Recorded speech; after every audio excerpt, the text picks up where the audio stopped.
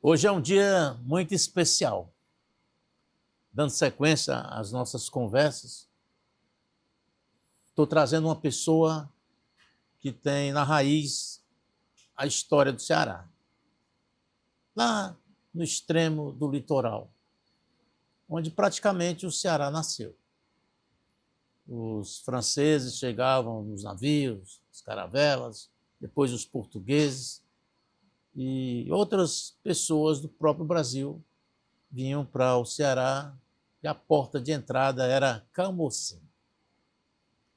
Eu considero um dos lugares mais lindos do Brasil. A Ilha do Amor, Tatajuba,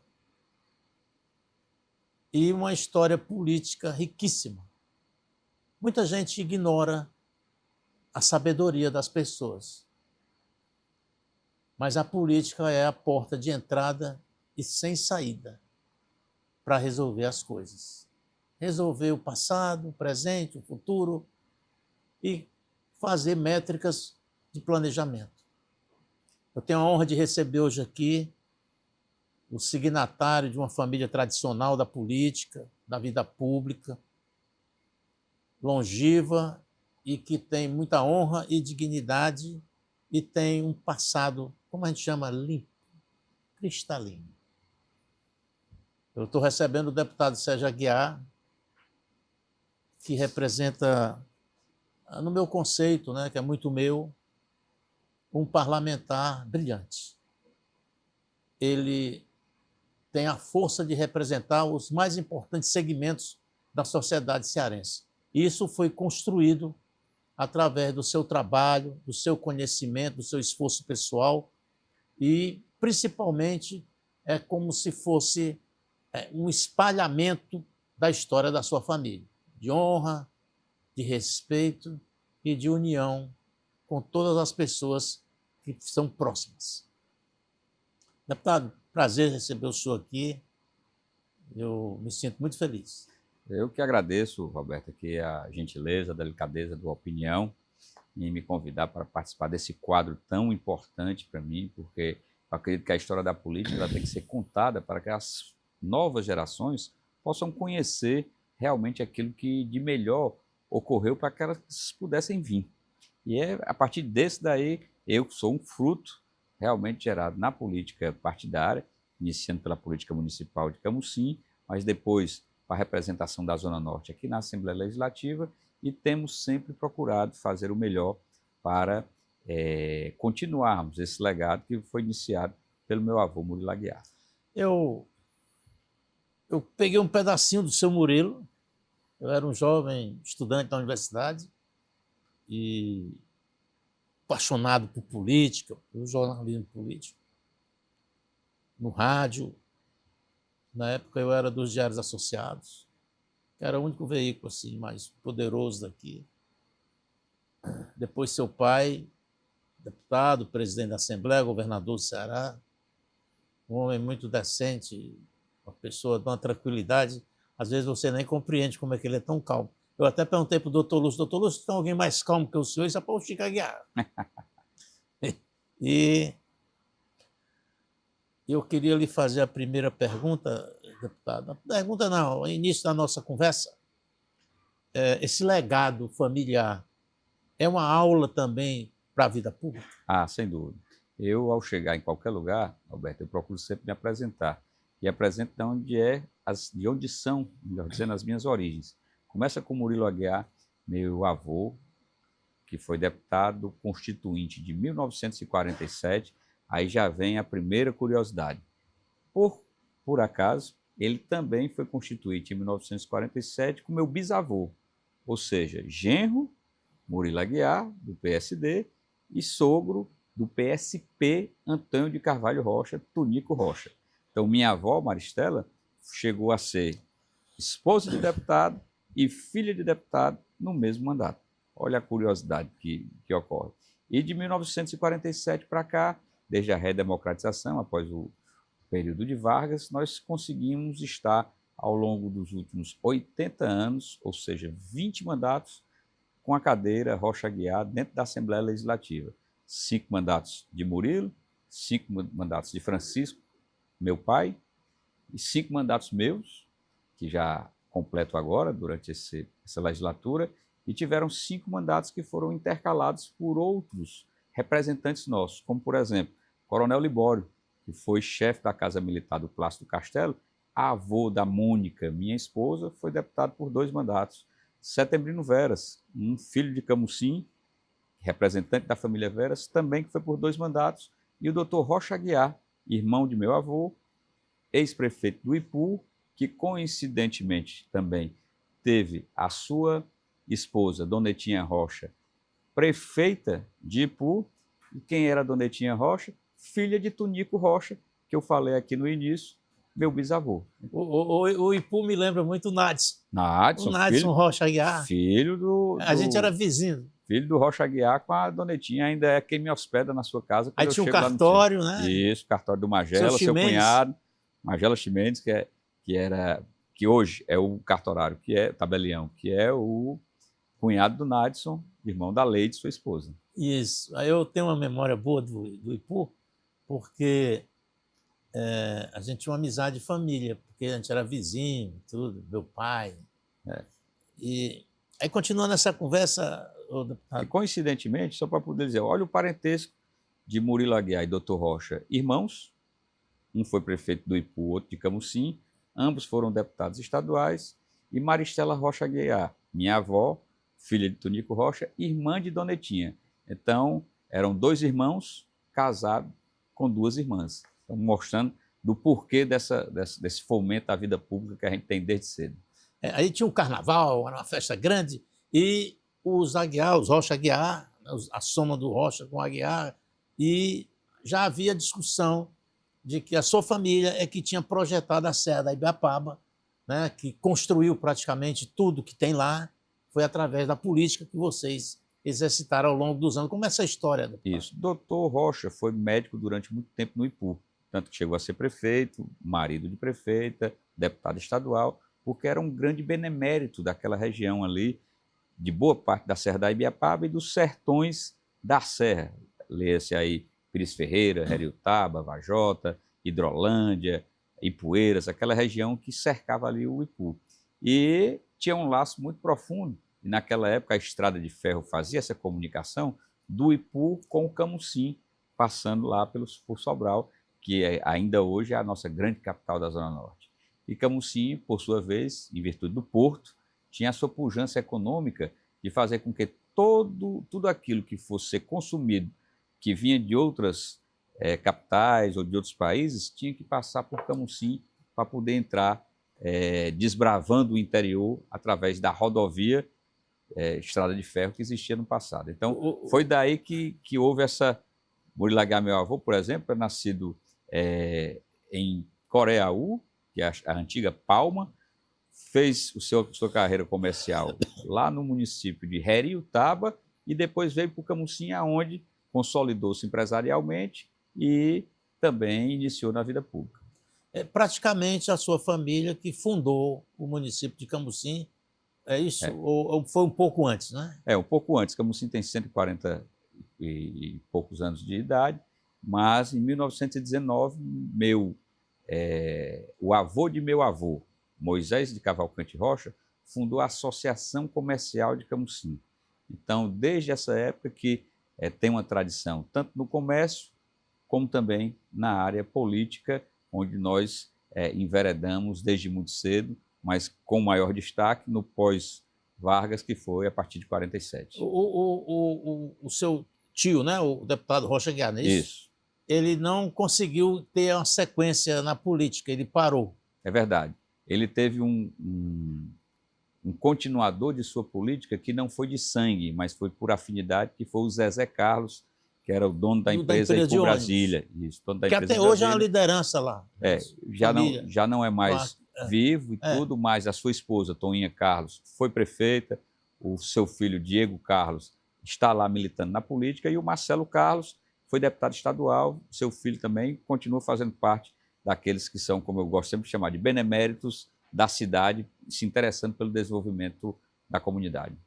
Deputado, o senhor praticamente toda semana fala dessa história na Assembleia e o senhor acende assim na memória dos deputados, seus colegas, uma história de vida e uma história familiar que alguns deputados, ou a maioria lá, não tem essa história, porque o mundo mudou na política. Eu, por exemplo, sou um defensor da tese na qual a representação parlamentar deve ser regional, municipal, o voto distrital, talvez, né? Não sei se misto. Qual é a sua tese sobre essa questão, deputado, em relação a isso? Acredito que o voto misto seria uma boa saída para o Brasil. É bom que a gente lembre, Roberto, que desde 1988, com a Constituição Cidadã, o Brasil foi voltado para uma espécie de semi-parlamentarismo. Isso daí, hoje, a gente vê, muitas vezes até de forma deturpada, o Congresso, que é o Poder Legislativo, executando, o Judiciário legislando e o Poder Executivo cumprindo. Então, são coisas que ficaram meio embaraçadas devido à Constituição de 1988. Mas, no sistema eleitoral, eu, por exemplo, deputado Sérgio Aguiar, cidadão Sérgio Aguiar, defendo algumas coisas. Dentre elas, mandato único, que não haja reeleição para o Executivo, mandato de 5 anos, com incidência de eleições, ou seja, eleições gerais de presidente da República a vereador, União, estados e municípios, passando por um mesmo período de eleição a cada 5 anos, e para a efetivação da representatividade, temos o sistema distrital misto. Da Assembleia, por exemplo, 23 distritos seriam criados, capital e interior, para se eleger o representante daqueles distritos. E 23 para que os partidos não perdessem a sua importância na democracia, no sistema republicano, eles elegeriam, através de uma lista, aquele que conquistasse o maior número de votos, as representações partidárias. E aí eu acho que seria mais adequado para... O senhor acha, tipo assim, o voto de legenda... Isso. Para os partidos. Para os partidos e também. Um grupo de metade do parlamento seria eleitos pelo voto de legenda. Metade pelos votos de legendas, ou seja, para respeitar as ideologias partidárias e suas representações. Isso fortaleceria os partidos, na visão do senhor? A meu juízo, sim, fortaleceria os partidos. E outra representação local, onde os mais votados nos 23 distritos seriam os representantes municipais ou regionais dentro da Assembleia Legislativa. Eu sei que o senhor é um homem muito educado e respeitador do companheirismo na Assembleia Legislativa, mas há entre nós, jornalistas, analistas e pessoas que acompanham a vida pública no parlamento, seja ele estadual ou federal, uma leitura muito triste, porque não há, a gente sente, uma ligação entre muitos parlamentares, como é o caso do senhor, que tem uma ligação muito forte com o seu eleitor, com a sua região, e tem muitos deputados que não têm nenhum compromisso, ou através de negócios que o remetem a se eleger, ou então porque agora surgiu esse deputado de internet. O senhor acredita que o parlamento poderá um dia voltar ao que era antes, ou seja, tendo a representatividade das regiões? Seria mais rico porque os debates ficariam mais profícuos, eles seriam mais efetivos no sentido de fazer com que, já que nós, parlamentares, não somos avaliados muitas vezes, Roberto, aquilo que apresentamos de projetos de lei, aquilo que apresentamos como solução para a sociedade.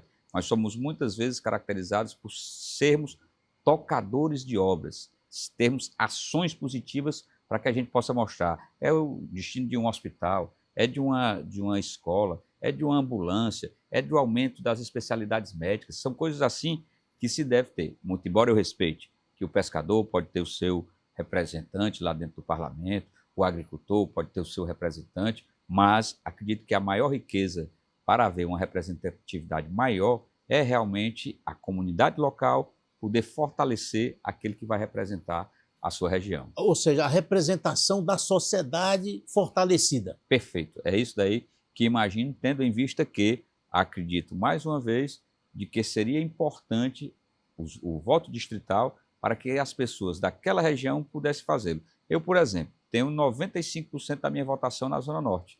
Na última eleição, me aproximei dos 100 mil votos, assim como foi na eleição anterior. e tive em Fortaleza 5% dos votos, dos meus votos, apenas 5.000 votos. 95 foi na região do litoral, da Zona Norte, da Serra da Ibiapaba, portanto, a Zona Norte de uma forma geral. Então, por isso é que peço com mais veemência, exijo até do Poder Executivo, a afirmação de obras para que a gente possa ajudar aquela comunidade acolá, porque, afinal, se não for um que procure fazer com que isso aconteça, não vai haver ninguém para poder lutar pelo aquele distrito numa hipotética menção de mudança de forma de escolha para o parlamento. Se eu entendi bem, o senhor é um representante natural de uma região do Ceará, onde Fortaleza o senhor é votado porque aqui tem muitos descendentes, Provavelmente, familiares, né? Gente da sua região. Eu tenho hoje 5 prefeitos que me apoiam diretamente, tenho 30 municípios em que atuo diretamente, seja com a oposição, seja como vereador, seja como vice-prefeito, ou com prefeitos até mesmo, e esses municípios também têm ligação com a capital. Como o voto é para deputado, eles me permitem também, mesmo morando na capital, votarem no representante da sua cidade, do seu município, aquele que representa determinado grupo político de uma cidade natal para muitos daqueles que vieram morar em Fortaleza. Eu tenho assim uma afinidade com uma lógica na qual essa regionalização tem um poder de uma representatividade maior. Ou seja, quando o senhor vai conversar com o governador já lhe identifica e sabe o que é que o senhor vai falar. Né? O senhor não vai falar de Juazeiro, né? Ele sabe que o senhor tem ali uma meta. Fica muito mais fácil o diálogo com o poder público, com a chefia do governo? Sem dúvida alguma. A gente é objetivo, claro e decisivo para poder demonstrar, e eu gosto sempre de dizer isso também, o deputado estadual, que o artigo 60 da Constituição nos limita muito sobre como podemos legiferar, a gente imagina o que é que ele é. Ele vai lá na comunidade, ouve a associação comunitária, as representações de classe, o prefeito, o vice-prefeito, o vereador e tudo, e traz para as instituições executivas maiores, como é o caso, por exemplo, do governo do Estado, as solicitações para resolver determinada demanda. Por exemplo, nós estávamos com o quartel de bombeiros lá em Camusim, que estava construído, e tinha uma dificuldade porque não tínhamos pessoal para poder funcionar. Graças a Deus foi realizado, por último agora, um novo concurso público e isso vai ser resolvido no mais curto espaço de tempo. Mas, para poder inaugurar, o governador Elmano de Freitas foi muito sensível quando cheguei com um apelo de dizer: faça com que os bombeiros militares que estão em Sobral possam ir prestar serviço em Camusim ganhando uma ISO, acho que é assim que se denomina, que é uma espécie de uma gratificação extra. E assim colocamos para funcionar, já foram salvos animais, combatidos incêndios, feito ações de defesa civil social e trouxe um up para a região com a atuação de um corpo de bombeiro efetivamente. Então, se não for o deputado, o governador poderia não chegar a tomar conhecimento daquilo que se passava e como seria a forma de resolver. Eu recomendaria a quem está nos vendo, aliás, que visitasse Camusim. Camusim é um lugar lindo, uma cidade planejada como se fosse assim uma cidade europeia, né? Tem uma muralha na praia inteira. Chamada de balaustrada. Balaustrada, né? Aí tem a cidade chegando nele, né? Isso. Na praia. Aí tem o centro. Os prédios são todos antigos, né? O rio Coreaú. O rio Coreaú se encontra com o mar. Se beijam ali de frente à Ilha do Amor e a Avenida Beira-Mar de Camusim, que na verdade não é Beira-Mar, é Beira-Rio, mas denominada como Avenida Beira-Mar. Toda a colonização foi ao longo do porto e da estrada de ferro, foi ali que começou-se a se fazer. A cidade tem um charme muito grande e hoje, Roberto, a pesca, que ao longo dos últimos 50 anos foi o grande carro motor do desenvolvimento de Camusim, hoje ela já divide com o turismo e com os serviços, de uma forma geral, a forma de se fazer o ganha-pão do camucinense. O senhor é assim, respeitado lá, a comunidade tem assim, uma adoração pelo senhor.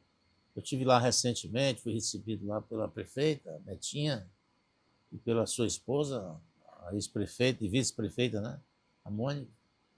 E naquela conversa, eu saí andando pela cidade e eu dei de repente com a grande fábrica, né, uma coisa, uma imensidão que levada pelo senhor.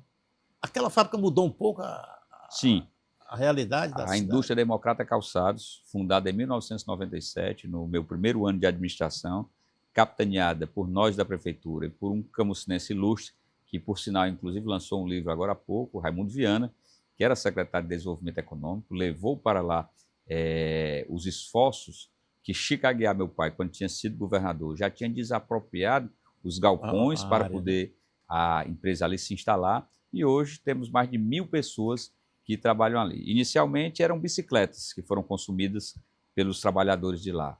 Hoje já são motocicletas, e a gente já vê que isso vai fazendo com que seja uma massa salarial que ingressa na economia de Camusim de aproximadamente 2.000 salários mínimos aí por mês, através dessa atividade, que fomenta, sem dúvida nenhuma, o comércio, o desenvolvimento local.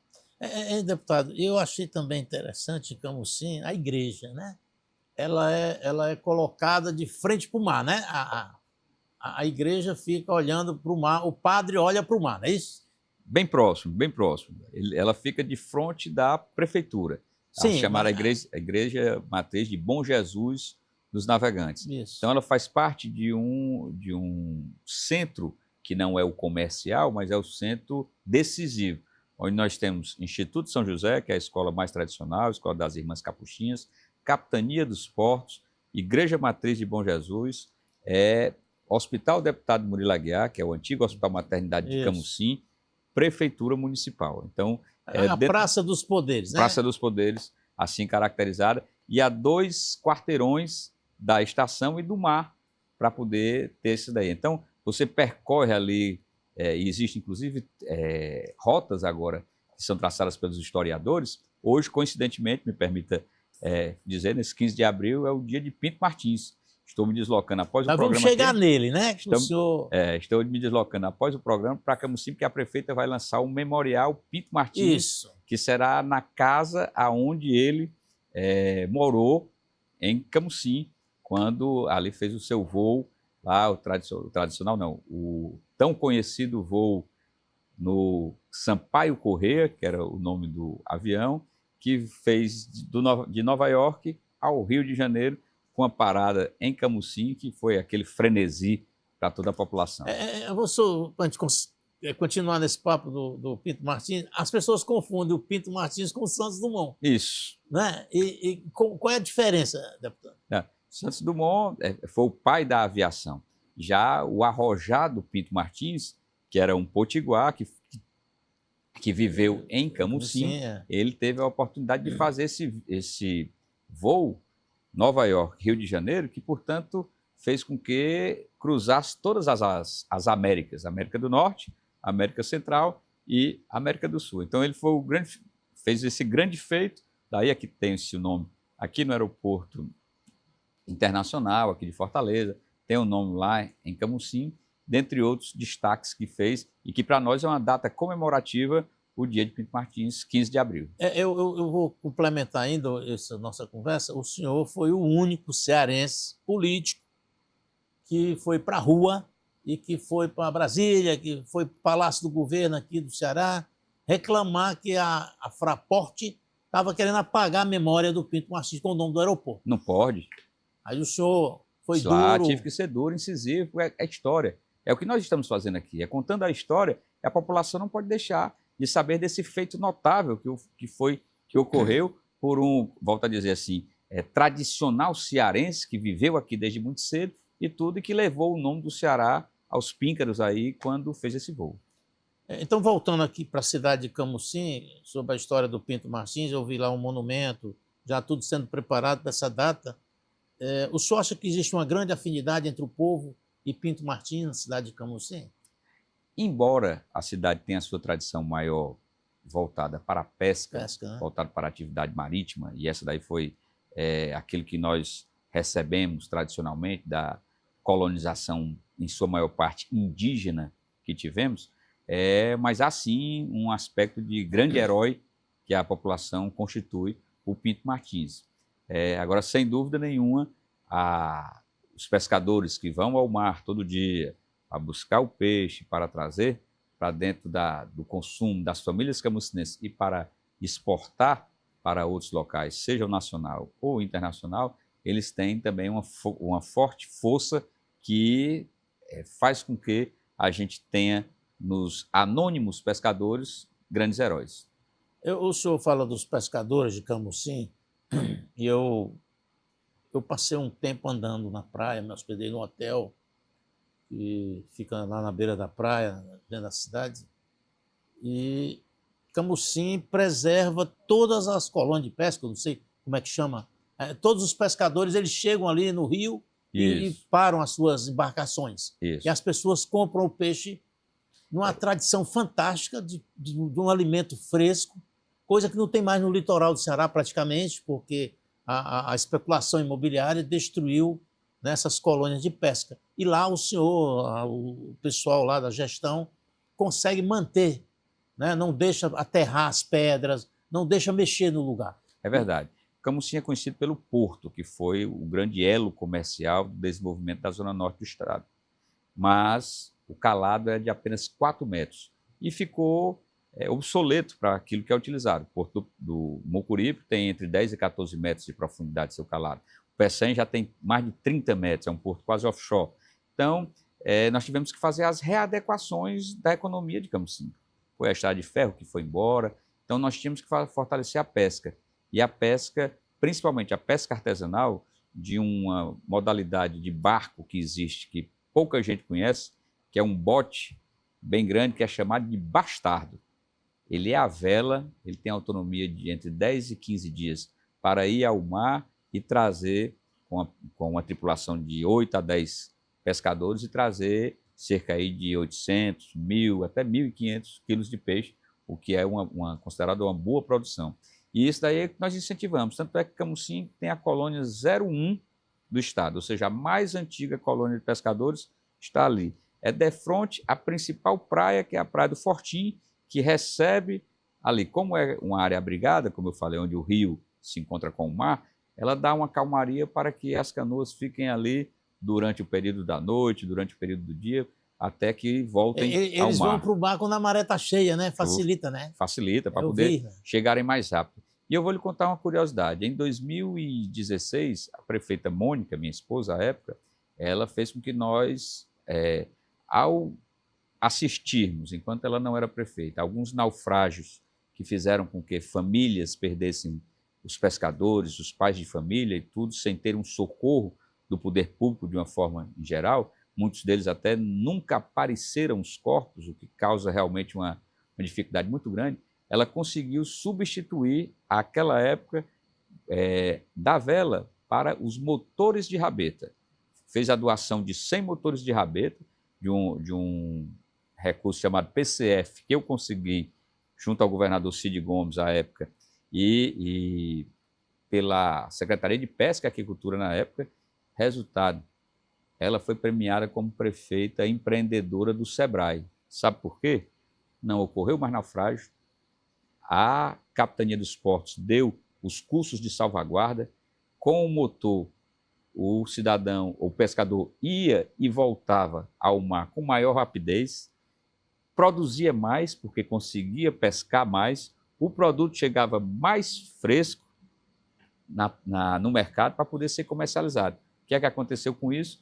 Melhoria tanto do incentivo ao desenvolvimento econômico, como também de salvaguardar a vida dos pescadores. Ela foi premiada por isso daí, numa demonstração de que quando se tem ideias, e hoje praticamente mais de 500 embarcações, que são as canoas, tem esse motorzinho que serve para poder ir e vir com mais rapidez para o mar. Isso ele vai até em alto mar com esse motorzinho? Vai até em alto mar com esse motorzinho. E dispensou a vela? Dispensou a vela ela é utilizada em momentos ou para, como se diz, economizar o consumo da gasolina, do combustível, ou quando chega na época em que a gente tem os ventos com maior intensidade, que é na época de agosto a novembro. O deputado, eu vou fazer uma pergunta assim, Vamos lá. Uma conversa, né?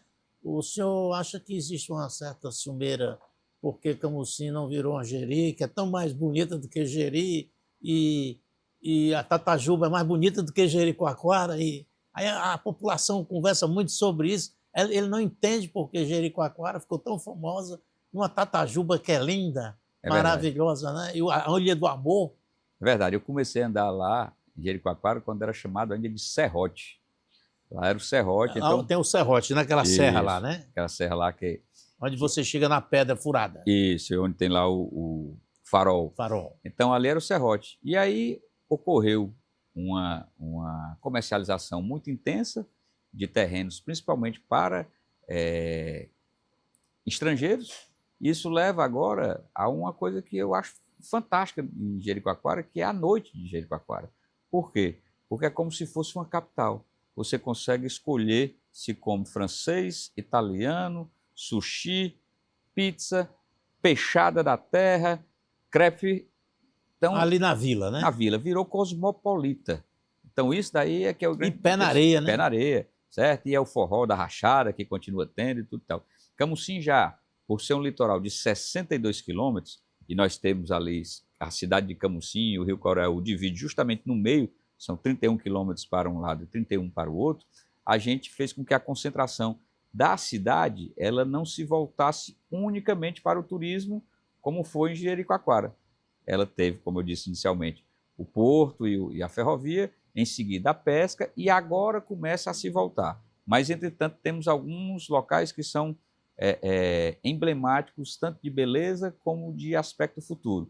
Um é a Vila do Maceió, a 10 quilômetros da sede, que já tem sua... Lindo. Já muito bem já pavimentada até lá, e o outro é Tatajuba, que também, em virtude de uma problemática judicial que ocorreu há algum tempo atrás, ficou impedida dela poder crescer. Agora ela começa a florescer e está mudando realmente aquilo que antigamente era pesca, que era a sua principal base da economia. Ela hoje, existem pessoas lá, por exemplo, que são instrutores de kitesurf, que são gerentes de hotel e de pousada, que deu uma nova roupagem e que será a praia do futuro, será a Tatajuba. Eu não estou ficando velho, eu estou, né? O Arialdo Pinho era chefe da Casa Civil do governo do Cid, e ele dizia: Roberto, o Ceará tem novos destinos. Aproveite o jornalismo e divulgue isso. Aí ele citava sempre Tatajuba, o Preá, a Fecheira, enfim, Jeri e Fortim. Para essa região do litoral de Aracati, muito menos. Ele falava muito de Camusim. E... Vou respeitar e não vou ser indelicado com as praias do outro litoral, mas é porque só são 150 quilômetros para um lado, para o outro são quase 400. Muito bom. Salomonicamente. Bom, bom isso aí. Porque nós temos 3.000 horas de sol, Roberto. Nós temos vento com mais de 80 quilômetros. E aí a gente faz com que todas essas praias sejam aprazíveis, principalmente para os desportistas que vêm de outros países. Existem praias na região norte do estado que você, quando chega num determinado mês do ano, agosto para setembro, você quase não consegue falar português, porque você só ouve vozes de outros idiomas. Então, é uma riqueza que o estado do Ceará tem, sem dúvida nenhuma, é esses 573 quilômetros de praia. Eu vou depois lhe presentear um vídeo que a gente está montando sobre a história de Camusim. E eu quero que o senhor leve para sua esposa, a doutora Mônica, um prazer. E para a prefeita. Eu também fiz um vídeo, eu pessoalmente. Eu vou sozinho, ou com o motorista, cinegrafista, e filmo, e presenteio as pessoas. Eu boto depois nas redes sociais. E eu fiquei encantado também com a montada, né? Um lugar muito bonito. Muito bonito. Mas eu quero voltar aí para o Camusim do senhor. E o Arialdo me contava essas histórias de novos destinos. Aí eu disse: Arialdo, por que explodiu já Jeri e os outros não? Ele disse assim: é porque a imprensa, vocês só olham para um lugar. Ainda bem que vocês só têm um olhar, a imprensa só tem um olhar para um lugar, porque senão estraga os outros. É porque ele defendia que essas áreas a imprensa não fosse para poder respeitar o nativo e a pessoa que vem de fora, de outro país, para aproveitar aquela praia e preservar a intimidade deles. O Ariel dizia, Roberto, o turismo ele não precisa ficar filmando as pessoas, fotografando. Elas querem ter a intimidade dela, tirar um biquíni, tomar banho nu, fazer o kitesurf dele à vontade, fazer a vida dele à vontade naquele lugar durante determinado tempo. O senhor pensa mais ou menos assim? Acha que a imprensa atrapalha assim, alguma coisa? Não, acho que a imprensa promove, não tem dúvida, isso aí ela promove sempre esses destinos e tudo. Agora, claro que cada destino tem que ser trabalhado. Ou, por exemplo, não vou tão distante, Jericoacoara, como você diz, é um atrativo internacional. Nós temos vizinho, a 5 quilômetros de lá, o distrito de Guriú, que é uma praia de Camusim. Lá é um assentamento rural do INCRA. Então, resultado, não pode haver investimentos de pousadas, hotéis, restaurantes, porque só quem pode fazer aquilo é o nativo, que é o assentado rural. Estamos agora negociando com... Isso é um atraso, né, deputado? Total, né? Estamos negociando agora para fazer um chamado REURB, que é uma política pública de urbanização, para titularizar esses antigos assentados, para que eles possam dali utilizar, como eu disse, ele hoje não vive mais da pesca, não vive mais da agricultura, ele vive de serviços e do turismo. Então, se tem que andar para poder fortalecer essa atuação, e eu acho, sim, que o turismo é um dos grandes valores que o Estado do Ceará tem.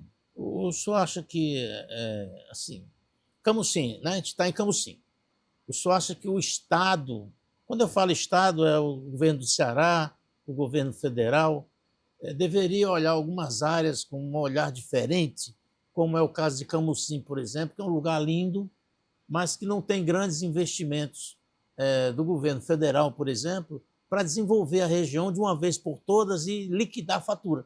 Aí o senhor fica lutando, pedindo, fica apresentando projetos, como é o caso aí do Guriú, né? Isso. Eu, por exemplo, agora conversei com o governador Elmano de Freitas, e juntamente com a prefeita, e ele comprometeu-se de fazer a CE 085, que é justamente a estruturante, chegar até o Guriú. São 18 quilômetros de via, que deve estar se iniciando. A 85 nasce aqui. Isso, nasce aqui. No porto do Mucuripe. Isso, e vai até lá a Chaval. Ela é a que a gente chama de rodovia estruturante do litoral.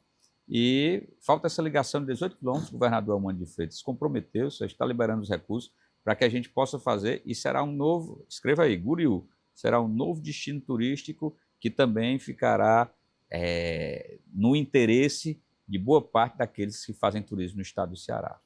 Porque eu falo aí dessa questão da Ilha do Amor e de Tatajuba, porque eu estive lá, eu vi que existe toda uma história do lugar, né? Romantismo, turismo, porque você para chegar para o Jeri atravessando o rio, Acaraú, em Camusim, você é obrigado, Coreú, né? Você é obrigado a passar na Ilha do Amor. Isso. Não é isso? E como é que se diz? Só aí já dá um charme todo diferenciado. Pegar aquela balsa ali, em 5 minutos você está do outro lado, tudo tal, e sai magiando todo o litoral, até chegar a uma nova balsa, que é entre Guriú e Mangue Seco, ou Jageri, e tudo, que é aquela que vai também mais na vara e tudo e tal. Então são coisas que o turista se encanta com aquilo tudo dali, além de ver a beleza natural saltar aos olhos durante todo o percurso. O senhor deve ter sido menino lá, né? Correu lá na praia, na beira da praia e tudo. E até hoje tem essa coisa das crianças saltarem naquela região da ilha lá e nadar, atravessar. Atravessar e tudo. É um grande esporte que a beira-mar de Camusim, ela contagia a todos nos finais de semana. São inúmeros os pontos de banho que nós temos lá. Praia das Barreiras, onde você come um tradicional caranguejo, muito gostoso. Praia do Farol, que são as praias urbanas, uma das praias urbanas de Camusim, que sempre faz com que haja um atrativo até ali. O deputado, a gente agora vai fazer uma conversa assim mais aprofundada sobre o senhor. Vamos lá. Eu acompanho a história política do Ceará há muitos anos. Eu considero o senhor o único parlamentar, eu não tenho nada contra os outros, eu acho que cada um tem sua diferenciação, a forma de atuar, e eles lá têm, eu respeito, mas o senhor é presente, 100% presente. O senhor propõe as sessões de homenagens aos mais importantes segmentos da sociedade. Eu acho que é onde está a interatividade do senhor com a grande sociedade cearense. O senhor atua no turismo fortemente, o senhor atua no modelo de gestão econômica, atua junto aos órgãos de desenvolvimento econômico, as entidades FIEC, FEComércio. O parlamentar precisa fazer isso para ele poder agregar valor para levar para a sua região? Sim, isso é indiscutível. Cada um de nós temos que procurar fazer com que foque muito bem. Eu tenho um pensamento que se chama a interiorização do desenvolvimento cearense, seja através da indústria, seja através do fortalecimento da atividade primária, que é a agricultura e pesca, carcinicultura aqui incluído, ou seja, o setor terciário da economia, que está aí justamente turismo, serviços, comércio, essa atividade afim. Para mim, saber fazer um bom contato, seja com a FIEC, seja com a FAEC, FACIC, FEComércio, CDL, para mim isso me dá uma forma de fazer, desde quando prefeito, mas quando iniciei meu primeiro mandato como presidente da comissão, à época chamada de Indústria, Comércio, Turismo e Serviço. E por isso me identifico muito bem com essa área, sou respeitado com os sindicatos, tanto de trabalhadores como também de empresários. Agora, por exemplo, nós estivemos juntos agora na assinatura da minuta de acordo sobre as barracas da Praia do Futuro. Eu vi lá, né? O senhor lá, a gente conversou até, né? Isso, as barracas da Praia do Futuro, que ali é um produto único que existe no Brasil. Essa nossa Praia do Futuro, são 5.000 pessoas envolvidas ali, num número expressivo de barracas, são 15.000 que também fazem daquele o seu negócio, e isso daí é uma demonstração que a gente procura atuar para atender a todas as demandas, fazendo os encaminhamentos necessários aí para poder, como parlamentar estadual, defender as atividades que são elas produtivas para o nosso Estado. O senhor é considerado pelo pessoal do Convention Bureau, que é um movimento estadual, regional e nacional, o único representante do parlamento cearense no setor turístico. Eles só buscam o senhor é tipo um sócio. E o que é que o senhor enxerga nesse movimento? Eu faço desde cedo, e aí volto a me referir a quando cheguei na Assembleia, em 2007, essa movimentação na área do turismo. Fui participante já do Fórum Cearense de Turismo, do Conselho de Turismo do Estado do Ceará, e por transitar bem com todos esses, por exemplo, o Dia do Profissional de Eventos.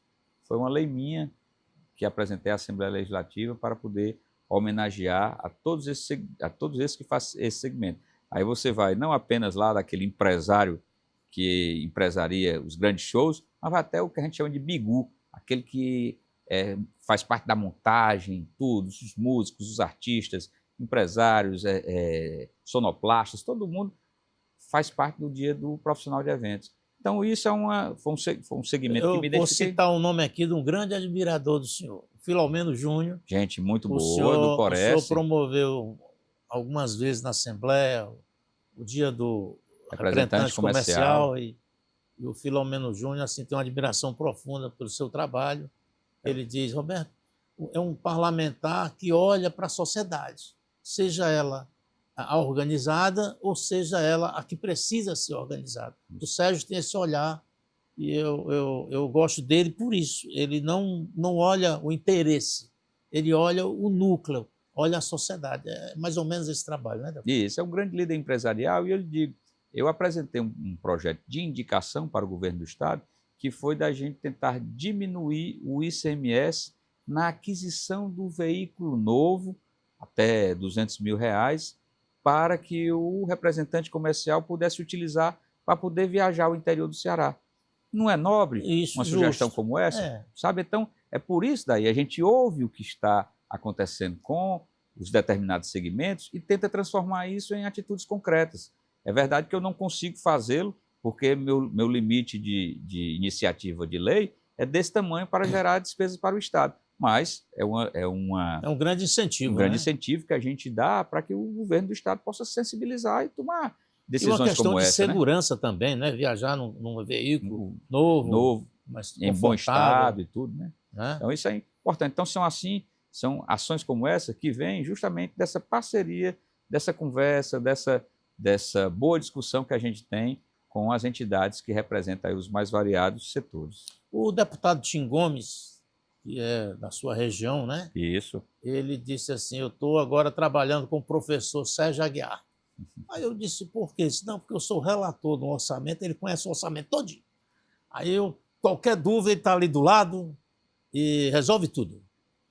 O senhor tem sido o relator do orçamento, o presidente da comissão do orçamento nos últimos anos, tem percorrido o Ceará, discutido. O orçamento realmente, na visão do senhor, ele representa o pensamento da sociedade ou ainda está longe? Não, representa. Ele hoje se aproximou muito. Ele saiu mais dos ar-condicionados e dos gabinetes fechados para poder ir ouvir a população. Até porque, Roberto, no primeiro ano de mandato do Poder Executivo, ele tem que fazer uma lei que é a mais importante. É como se fosse aquilo que coordenará o seu governo, que é o Plano Plurianual de Investimentos. E me detenho também muito sobre essa matéria, além da Lei Orçamentária Anual e da Lei de Diretrizes Orçamentárias, que são o que fazem com que a gente possa entender por que o raio está sendo implantado em 50 municípios, qual é a limitação para ele poder ir até os 55, ou até os 60, ou 65, por que a viatura que ainda não era blindada começou a ser blindada, onde é que está o recurso para tal, aonde é que vai estar aquele recurso para incentivar a que a indústria possa se instalar em determinada região do estado. Então, eu procuro sempre me balizar bem destas formas, e o deputado Tim Gomes, que estava na suplência e teve a oportunidade de assumir no lugar da deputada Elia Gomes no ano passado, eu o coloquei pela confiança que tenho e pela experiência e sagacidade que ele tem para ser o relator. E agora fui muito mais, porque nós também, dentro do PSB, nós não somos uma bancada de apenas aqueles que foram eleitos, mas somos uma bancada em que os suplentes também fazem parte dela. Tirei licença de interesse particular agora para que o Tim pudesse assumir, mostrando que é um parlamentar valioso e que a Assembleia não pode prescindir do talento dele também. Deputado, a gente seguindo aí nessa conversinha do orçamento, o senhor falou que as viaturas blindadas, é tudo planejado, as ações o plano plurianual é a peça principal do governo, ele é o esqueleto. Isso. Para o orçamento. Para o orçamento. Ela é o esqueleto. Então, a compra desses carros todos blindados, ele já está no plano plurianual. Só foi pensado... Perfeitamente. Foi em 2025, foi colocado nas discussões, e aí era uma das possibilidades... Então, as coisas não são feitas na marra. Não são feitas... O governador quer fazer isso e bota lá... Tudo com planejamento. Se o governador tem condições de colocar 1.000 soldados para dentro da Polícia Militar, através de concurso público, ele tem que estar com aquilo previsto sobre o que é que vai gastar para formar aqueles policiais, o que é que vai gastar para comprar o fardamento novo para aqueles policiais, as viaturas para aqueles policiais, o armamento e tudo, para que eles possam, depois do seu período de maturação, dentro do curso de formação, poderem ir às ruas para defender a sociedade. Então, isso é importante se dizer, porque muitas vezes se pensa que é só tirar uma carta do bolso aqui, não é assim. Então, muitas vezes, o discurso do opositor ou da sociedade que está revoltada e acha que tudo é feito na marra, mas tudo é feito no planejamento. Planejamento. E essa é a palavra essencial na gestão pública, porque você tem que planejar, que orçar, que arrecadar e executar, que é propriamente levar direto ao interesse da sociedade a política pública. O deputado, o senhor me fez remeter agora para uma pergunta, aliás, para uma sequência da nossa conversa, sobre essa coisa do parlamentar, que a gente começou lá no início, do que não conhece nada disso. Ele apenas grava um vídeo na internet, esculhamba todo mundo, diz que está todo mundo sendo ameaçado de facção, de babá, que o Estado está quebrado, falido, blá, blá, blá. Quer dizer que isso aí é só vídeo e ele não tem as informações. Concordo com você, eu acredito que essa daí, toda e qualquer crítica que deve ser feita, não se pode ser levada no fervor da emoção, de você tentar fazer com que uma família que foi ali vitimizada por ato violento a algum ente querido e tudo, e vir dizer que aquilo dali só aconteceu por isso, aquilo, aquilo outro, querendo jogar culpa em alguém. Eu acho que isso não é legítimo, eu acho que isso não é legal, eu acho que isso daí não é papel de quem se coloca como servidor público, detentor de mandato eletivo para defender a sociedade. Eu acho que você tem que chegar e dizer assim, não, eu acho que se tivesse feito isso, poderia ter sido melhor. A crítica, quando é construtiva, ela é assim que é colocada. Ela é como forma de solução. Não adianta só você chorar problema. Vá para a sua economia doméstica, para dentro de casa. Quando você está conversando com a mulher precisa de uma geladeira nova e tudo e tal, e você vai, mas o meu orçamento está apertado e tudo, eu não posso fazer isso agora, e tudo, até que chega um momento em que você viu a preocupação da esposa, conseguiu fazer ali uma poupança e vamos dar entrada na geladeira nova, porque eu acho que esse daqui vai ser a saída para o nosso problema. Então, eu acho que tudo é com muita parcimônia, com muita tranquilidade, com muita paciência, nada de cima para baixo, engolindo goela abaixo, consegue-se ter prosperidade. Então, em resumo, o Estado ele existe, é planejado, não tem nenhuma invenção. Você tem que ter aquilo informado no plano plurianual para ir para o orçamento, tem que ter o dinheiro lá no caixa para poder executar, ou então arrumar o dinheiro, tirar de algum lugar para outro para poder fazer. Essa daí é que é a forma de se fazer gestão pública, com responsabilidade. É, acima de tudo, procurando fomentar, e eu falo isso porque conheço o orçamento do Estado. O senhor teve de todos os lados aí, né? Claro, foi prefeito, gestor. A gente tem noção de tudo isso e sabe que para uma administração ter êxito, ela tem que, primeiro, ter ouvido as pessoas e ter encaminhado bons projetos para conseguir as soluções. Eu vou fazer um pouquinho de política. Vamos lá. Professor, é o nosso métier. Isso. O senhor acha que o PSB, sob a tutela do senador Cid Gomes, ele está bem entregue? Sim. O ex-deputado Eudoro Santana é o nosso presidente, mas é inegável que a liderança dentro do partido é do senador Cid Gomes, e o papel que o senador teve agora, ao longo dos últimos 30 dias, de articulação, de debate, de conversa, de persuasão, de demonstrar aquilo que é melhor para o Estado e tudo e tal, sensibilizou a muitos homens e mulheres bons do Estado do Ceará que estarão aí colocando seus nomes aí para a representação no próximo mês de outubro, seja para deputado federal, seja para deputado estadual. Deputado, eu sou o único jornalista do Ceará remunerado da Google pelo grande volume de acesso que eu tenho. Tenho quase 6 milhões de pessoas atualmente que passam pelas minhas redes sociais, meu blog, Instagram. E milhares de pessoas me perguntam assim, como é que vai ser o desfecho desse ano eleitoral até outubro? Aí, como o senhor conhece mais do que eu, qual o desfecho que o senhor prevê para outubro? Bom, nós fazemos parte de um projeto.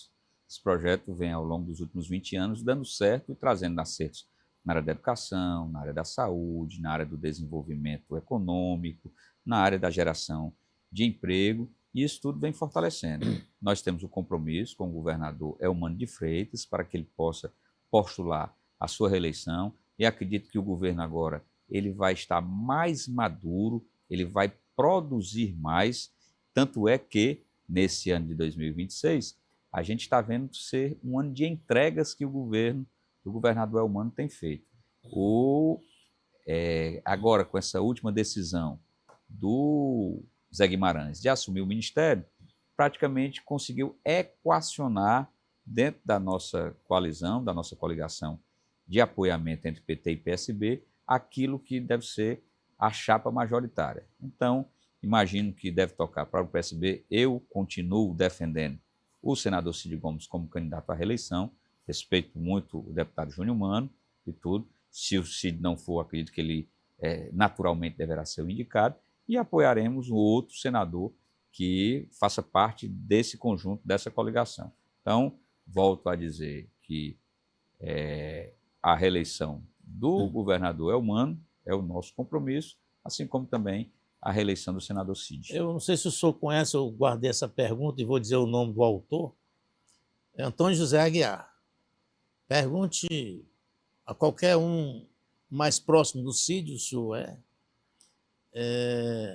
se ele não está fazendo uma política visando apenas a região norte do Ceará, onde todos os nomes para a Assembleia Legislativa, para a Câmara Federal, para o Senado e para todas as instâncias da política cearense, ele só pende para o lado de Sobral. O senhor concorda? Gozado aí. É interessante. Houve uma certa semelhança em virtude dos nomes que estavam pleiteando a Câmara Federal, com o deputado Robério, candidato à reeleição, Antônio Martins, com o Romeu e com o Roger. Então, são 4 nomes realmente da região. Antônio Martins saiu, mas não custa nada lembrar que temos o próprio Júnior Mano, que é Nova Russa, mas já é sertão de Crateús, e o Idilvan, que tem o presidente da Assembleia também. Isso, né? falei há pouco, e tudo, então, e a Silon, que é daqui da região metropolitana. Então, se tiver de pender, está pendendo só a metade, como diz a história. E é verdade que, por exemplo, Marcos Sobreira, lá no Iguatu, Guilherme Landim, Guilherme Bismarck, quem mais temos? Tinha aqui na capital. Aí temos as novas candidatas, que são as primeiras damas aí, a primeira dama de Boa Viagem, temos a Manuela, filha do prefeito Cirilo, de Quixeramobim, que são de outras regiões. Então, acho injusto pensar que é só para a zona norte do estado do Ceará e tudo. Mas o senhor disse aí no início da resposta que o Cid fez uns 30 dias maravilhosos. Foi, de muita articulação, de muita conversa e tudo. E ele... De espírito público ele deu uma aula, renovado. Né? Espírito público renovado. Ele deu uma aula de composição política, atraindo o maior número de votos, né, e de lideranças. Mas o PT perdeu a Luiziane e perdeu o Guimarães, que agora é ministro, não pode ser candidato a deputado. Aí foram mais de 300 mil votos fora do PT para a Câmara Federal. E há um bastidor no qual o PT dificilmente fará uma bancada de 4 ou 5, pela dificuldade que terá para poder conseguir isso. Talvez os partidos da federação dele consiga até um êxito razoável por causa dessa falta de votos, né? Desse prejuízo aí do PT. Mas como partido do senhor é o PSB... Isso, eu já lhe pedi aí, porque eu não gosto de conversar sobre economia alheia. E o senhor falou... Me permita eu falar do meu partido, respeitando muito a parceria com o PT. Isso, mas o senhor falou da chapa, né? E a chapa está quente, né? Isso. Assim, tá na chapa, né? Ainda não... Quer dizer, não foi feito o prato ainda, né? Não. Aí o prato ainda tem muita gente querendo entrar nele, né? E ainda vai demorar muito, né? Ainda tem muita água para... O senador Cid ensina, né? Ele disse, olha, está todo mundo falando coisa aí que não deve. A janela partidária é para o deputado, vereador, todo mundo trocar de partido. Não é para definir alianças, não é para definir candidatura. Agora vai começar, até o dia 20 de julho. Então, o senhor acha que muita água aí vai passar na ponte, como diz o Cid? Se ele disse até o dia 20 de julho, vou discordar dele. Até o dia 5 de agosto ou o dia 15 de agosto, que é o último prazo para poder fazer o registro. Cid, geralmente, as coisas são resolvidas na véspera, né? Eu acho que o senador Cid ele tem uma experiência de esperar maturar. A ansiedade não resolve a necessidade. Então, quanto mais você deixar correr, quem esperava em 2014 que o hoje senador Camilo Santana fosse o escolhido para ser o candidato a governador. O nome do Camilo só rodava nos bastidores naquela época. Tínhamos lá o presidente da Assembleia, Zezinho Albuquerque, o vice Domingos Filho, Mauro Filho, o próprio Eunício, que depois desgarrou e foi enfrentar e tudo. Mas não tinha o nome dele na roda. E aí, como é que se diz? Foi e deu um baita de um governador aí que está fazendo um grande trabalho, primeiro pelo Ceará e agora pelo Brasil, como ministro da Educação e tudo. Então, o Cid tem muito disso, ele espera que as coisas se acomodem, Até porque, e aí, Roberto, é uma coisa que é muito interessante. O time que está ganhando tem que esperar o que é que o outro vem de lá para poder saber como enfrentá-lo, até para poder colocar a melhor equipe nas melhores posições. Então, eu acho que está correto e aguardemos aí já com uma definição dessas prontas, que é a candidatura à reeleição do governador Elmano. Para a gente encerrar nosso bate-papo aqui, de uma forma mais assim, descontraída, o senhor concorda com os políticos e com a imprensa, com o setor empresarial, que a candidatura do Ciro, por exemplo, anima o mercado, anima a política, abre espaços para um debate maior, e isso vale a pena? O Ciro é um grande nome, isso aí é inegável, ninguém pode... É isso, quantas e quantas vezes nós, embora com resultados adversos, mas sempre houve um conceito no povo brasileiro de que ele sempre foi o candidato mais preparado à presidência da República, isso é inegável e tudo e tal. Só que agora, falando no Ceará aí, como é que se diz? É uma nova forma dele vir colocar o seu nome para a disputa. Vamos esperar, ainda vai muita água correr aí por debaixo dessa ponte e tudo, e eu quero torcer para que o Ceará continue no rumo que está, sempre fortalecendo para o bem da coletividade. O deputado Sérgio Aguiar, eu queria lhe agradecer muito. Acho que o papo foi bom, não foi? Muito bom. A conversa boa. Só faltou eu falar lá no Camusim do Cara Preto e do Fundo Mole. Ah, foi, né? Que era a rivalidade que o senhor acabou. Para concluir. O senhor acabou.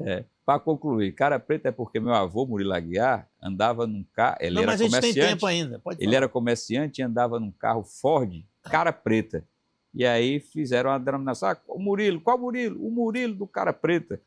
Era essa a definição. E os nossos adversários lá, que foram tratados como fundo mole, é porque os líderes andavam com um paletó de linho muito frouxo, e aí, realmente, na parte de trás, ficava frouxo, né? Ficava frouxo. E aí, por isso que foram chamados de fundão, de fundo mole, tudo e tal.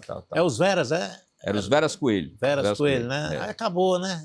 Agora senhor se destruiu todos eles. Não, de forma alguma, não destruí. Destruiu não, através do voto, né? Isso, o povo foi sábio de colocar novos atores aí na vida pública camucinense. Aliás, essa história de característica de eleição existe em Camusim, na Morada Nova. Morada Nova. Tem vários municípios. Caburé e Coruja, salvo engano, lá. Né? Em vários municípios tem essa coisa aí de você adjetivar e qualificar adversários e opositores e aliados, né?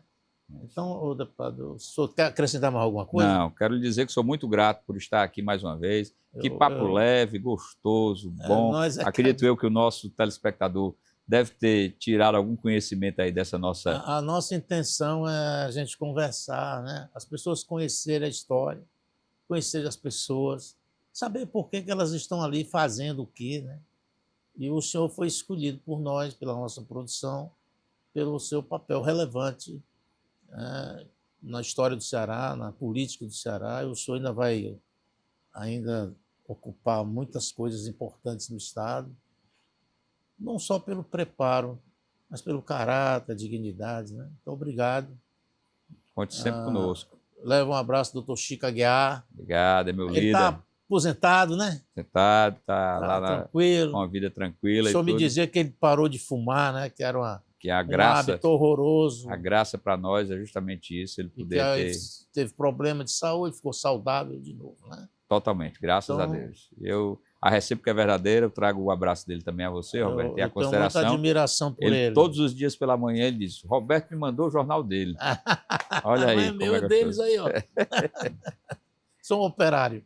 Muito obrigado. Abraço, tudo de bom. E que Deus proteja o senhor na sua caminhada aí, à reeleição à Assembleia.